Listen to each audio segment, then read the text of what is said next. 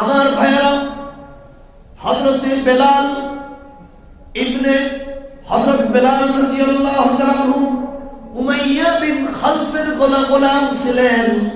উমাইয়ার গোলাম বেলাল যখন ইসলাম কবুল করেছেন, তিনি কিন্তু হাবশা থেকে এসেছেন। তার বাড়ি ছিল দক্ষিণ আফ্রিকায় হাবশাতে। হাবশা থেকে আগত বেলাল এখানে থাকবেন কিভাবে? এজন্য তিনি একজনের কৃতদাস গোলাম হয়ে তিনি থাকতেছেন। তার মালিক বনি উমাইয়া যখন শুনতে পেল গোলাম বেলাল ইসলাম গ্রহণ করেছে, মুহাম্মদকে ছাড়া কিছু বোঝে না, আল্লাহর ইবাদত ছাড়া তার মাথায় আর কিছু নাই, সে সর্বপ্রথম হযরত বেলালের গলার মধ্যে রশি পেঁচাইল। গলায় রশি, গলায় রশি কোথায়? গলায়। লোকেরা, এই যুগীয় লোকেরা আলেম ওলামাদের কোমরের মধ্যে রশি লাগায়। আশ্চর্য হই না, কারণ এটা আমাদের ঐতিহ্য, এটা আমাদের ইতিহাস। আমাদেরকে ইসলামের দাওয়াতের অপরাধে আমাদের গলায়, আমাদের কোমরে রশি লাগানো হয়েছিল। আমার ভাইয়েরা, গলার মধ্যে রশি লাগিয়ে হযরত বেলালকে যুবকদের কাছে ছেড়ে দিত উমাইয়া। যুবকেরা টেনে টেনে হযরত বেলালকে নিয়ে যেত।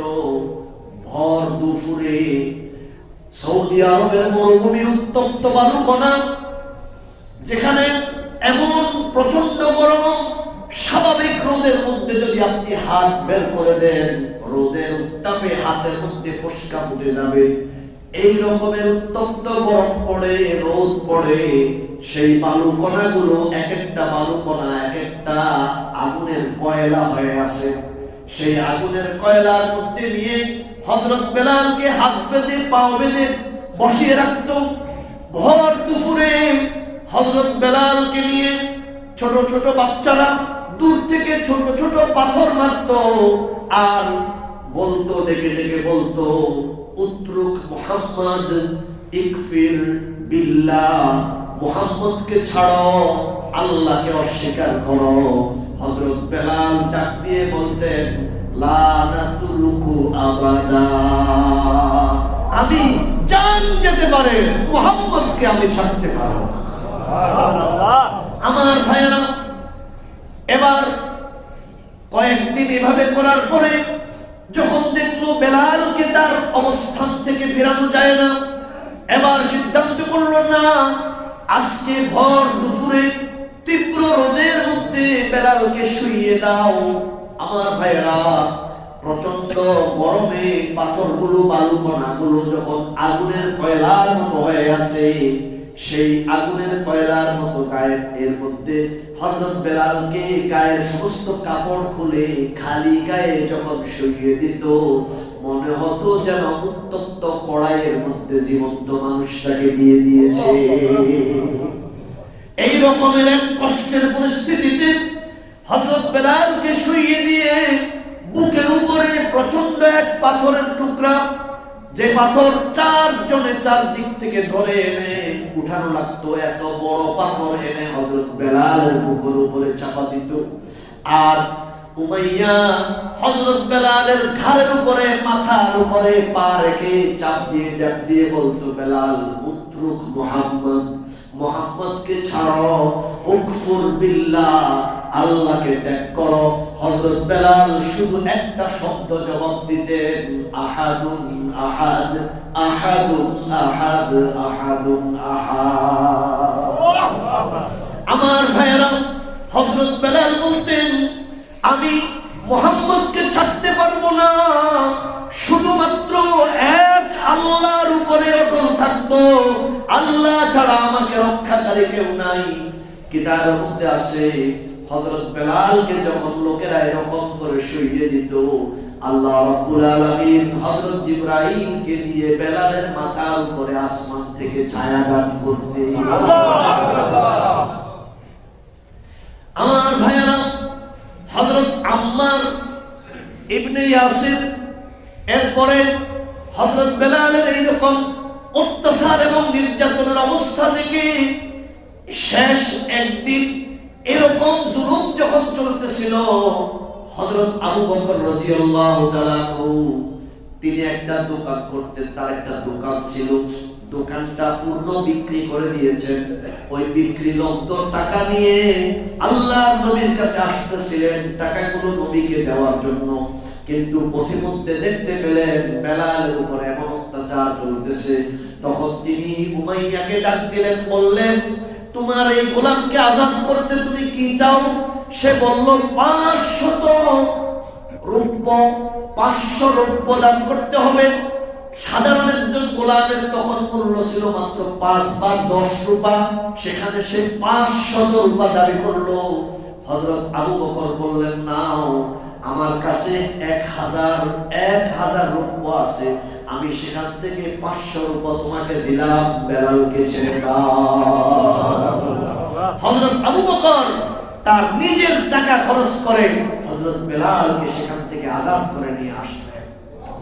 আমার ভাইয়েরা, সাহাবী আম্মার ইবনে ইয়াসির রাদিয়াল্লাহু তাআলা, নিজের নাম হলো আম্মার, তার বাবার নাম ইয়াসির, তার মায়ের নাম সুমাইয়া। হযরত আম্মার তিনিও ইসলাম গ্রহণ করেছেন, তার বাবা ইয়াসিরও ইসলাম গ্রহণ করেছেন, তার মা সুমাইয়াও ইসলাম গ্রহণ করেছে। ইসলাম গ্রহণের অপরাধে মক্কার কুরাইশ সর্দারেরা এই তিনজন পিতা, পুত্র এবং মা তাদের উপরে অত্যাচারের স্টিপ্রোলার চালাতে লাগলো। তাদেরকে তিনজনকে রশি কোমরে বেঁধে উত্তপ্ত বালুকণার মধ্যে ভর দুপুরে তাদেরকে রোদের মধ্যে দাঁড় করিয়ে রাখতো। আমার ভাইয়েরা, অসহ্য অসহনীয় এই শাস্তি, এই কঠিন শাস্তির মধ্যে হযরত রাসূল আকরাম সাল্লাল্লাহু আলাইহি ওয়াসাল্লাম একদিন পাশ দিয়ে যাইতেছিলেন আর বলতেছিলেন, ও আলে ইয়াসির, ও ইয়াসিরের পরিবার, তোমরা শোনো, আল্লাহ রাব্বুল আলামিন তোমাদের তিনজনের জন্য তার জান্নাতকে সুসজ্জিত করতে আছে। আল্লাহ জান্নাত সাজাইতে আছে। ও আলে ইয়াসির, ইসবির, তোমরা ধৈর্য ধরো, আল্লাহ তোমাদের ধৈর্যের বিনিময়ে আল্লাহ জান্নাতকে সাজাচ্ছেন, তোমরা অপেক্ষা করো, মরতে দেরি, জান্নাতে যেতে দেরি হবে না। রাসূলুল্লাহর এইটুকু বাণী, এই সামান্য সান্ত্বনাটুকু শুনে হযরত আম্মার এবং তার পিতা ইয়াসির এবং তাদের মা সুমাইয়া তারা বলতেছে, ওয়াল্লাহি নাসবিরু আলাল্লাহ, ওয়াল্লাহি, আল্লাহর কসম, আমরা আল্লাহর উপরে ধৈর্য ধারণ করে থাকবো। আমার ভাইয়েরা, ধৈর্যের এই চরম পরীক্ষায়, ধৈর্যের এই চরম পরীক্ষায় পুরো পরিবার উত্তীর্ণ হয়েছে। ওই সময়ের প্রাথমিক অত্যাচারে হযরত ইয়াসির বাবা তিনি মারা গেছেন, তিনি শহীদ হয়ে গেছেন। এরপরে সন্তানের সামনে, আম্মারের সামনে তার মা সুমাইয়াকে বলা হলো, ইসলাম ছাড়ো, নতুবা তোমার উপরে এখন অত্যাচারের স্টিপ্রোলার চালানো হবে। তারা কল্পনাও করতে পারে না কি অত্যাচার করবে। সুমাইয়া বলল, লা নাতরুকু আবাদা, আমি আল্লাহকে কখনো ছাড়তে পারবো না, আল্লাহকে বাদ দিয়ে আমি কাউকে রব হিসেবে মানতে পারবো না। সাথে সাথে সুমাইয়ার উল্টা করে 2 হাত বাঁধা হলো, 2 পায়ের সাথে 2টা উট বেঁধে দেওয়া হলো। এরপরে 2জন লোককে ডাক দিয়ে বলা হলো, 2টা উটকে 2 দিকে টান দিতে বলো, নিয়ে যাও। এই জীবন্ত মানুষটাকে সবার চোখের সামনে হযরত সুমাইয়াকে তার সামনে 2টা উট 2 দিকে টান দিল, আর জীবন্ত মানুষটা মুহূর্তের মধ্যেই দ্বিখণ্ডিত হয়ে যায়। আমার ভাইয়েরা, ইসলামের জন্য একজন নারী, ইসলামের জন্য একজন সামান্য বৃদ্ধা নারী, কৃতদাস গোলাম নারী পর্যন্ত যে ত্যাগ স্বীকার করেছে, সেই রকমের ত্যাগ স্বীকারের মানসিকতা আমাদের মধ্যে থাকতে হবে। আল্লাহ আমাদের সবাইকে তৌফিক দান করেন, আমিন। আল্লাহ শুধুমাত্র এই আরামের কার্পেটে বসে, দামি এসি আর আরামের ফ্যানের নিচে বসে বসে আল্লাহ আল্লাহ করব, তাসবিহ তাহলিল করব, ইবাদত বন্দেগি করব, এর নাম ইসলাম নয়। প্রয়োজনে ইসলামের জন্য যে কোনো প্রকার ত্যাগ স্বীকার করতে হবে, ওই ত্যাগের মানসিকতার নাম হইল ইসলাম। আমার ভাইয়েরা, হযরত মুজিন্নাহ এক মহিলা সাহাবী, মুজিন্নাহ এক মহিলা সাহাবী, তার হাত বাঁধা হয়েছে, পাও বাঁধা হয়েছে। এরপরে বাচ্চাদেরকে বলছে তোমরা হেরে গরম বালু নিক্ষেপ করো, গরম বালু। তারা গরম বালু নিক্ষেপ করতেছে, বালু কইরা মুজিবনার চোখ গেছে, তিনি অন্ধ হয়ে গেছে। তারা আওয়াজ করে বলতেছে, বলা বলে করতেছে যে ও মুজিবনা, তুমি তো লাত মানাতের অভিশাপে পড়ছো। মুজিবনা বলেন আল্লাহ আমার চোখ নিয়েছেন, আল্লাহ যদি চোখ নিয়ে খুশি থাকেন তো আমিও আল্লাহর উপরে খুশি। লোকেরা মুজিবনাকে অবস্থার উপর রেখে দিল। পরের দিন সকালবেলায় আর রাহিকুল মাকতুমের মধ্যে মুবারকপুরি লেখেন, পরের দিন সকালবেলা আল্লাহ রাব্বুল আলামিন মুজিবনার দৃষ্টি শক্তি ফিরিয়ে দেয়। আয়েশা তো দেখে তারা অবাক, কি ব্যাপার মুজিবনা, তুমি দেখি এখন দেখতে পাও? মুজিবনা বলেন অভিশাপ তোমাদের লাত মানাত উজ্জাতের উপর, তোমরা আমাকে লাত মানাত উজ্জাতের অভিশাপে অন্ধ হয়েছি বলেছিলে, আর আল্লাহ রাব্বুল আলামিনের উপর আমি সবর করার কারণে আল্লাহ আমার অন্ধ দৃষ্টি শক্তিকে আবার ফিরিয়ে দিয়েছে। সুবহানাল্লাহ। আমার ভাইয়েরা, হযরত সুহাইব, হযরত খাব্বাব ইবনুল আরাত, এরকম অন্তত 50 জনের ঘটনা বলা যাবে। আমি যদি বলতে থাকি আসর রক্ত পার হয়ে যাবে। লম্বা ঘটনা, লম্বা, এক একজনের উপরে এক এক রকমের অত্যাচার, এক একজনের উপরে এক এক রকমের জুলুম চলেছে।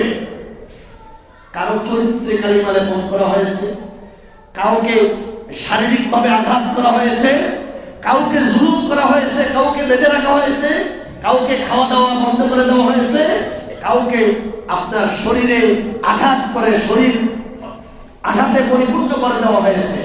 কিন্তু সাহাবায়ে কেরামদের মধ্যে এই সাধারণ এই দুর্বল শ্রেণীর লোকগুলাও আল্লাহর নবীর উপরে ঈমানে অটল এবং অবিচল ছিলেন।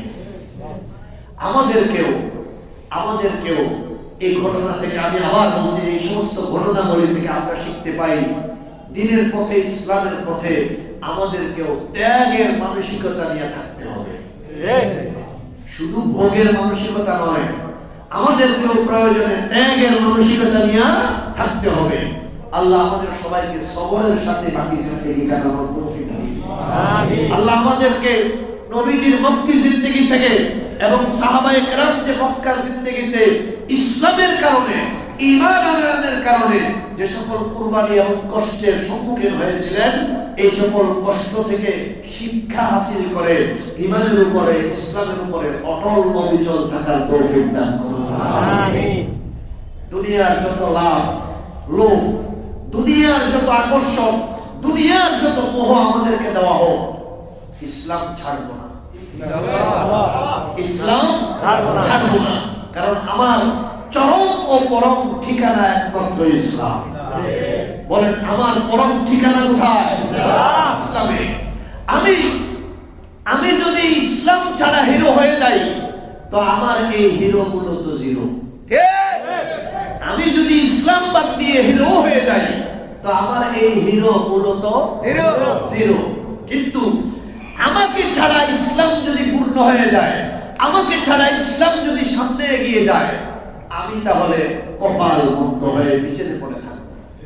এজন্য নিজেকে সৌভাগ্যবান বানাতে হলে যত ত্যাগ, যত তিতিক্ষা, যত কষ্ট, যত মুসিবত আসুক, সকল ত্যাগ, তিতিক্ষা এবং কষ্ট, মুসিবতকে মেনেই আমাকে ইসলামের সাথেই থাকতে হবে। আল্লাহ আমাদের সবাইকে ইসলাম ও মুসলমানিত্ব নিয়ে বাকি জিন্দেগি কাটানোর তৌফিক দান করুন। আমিন।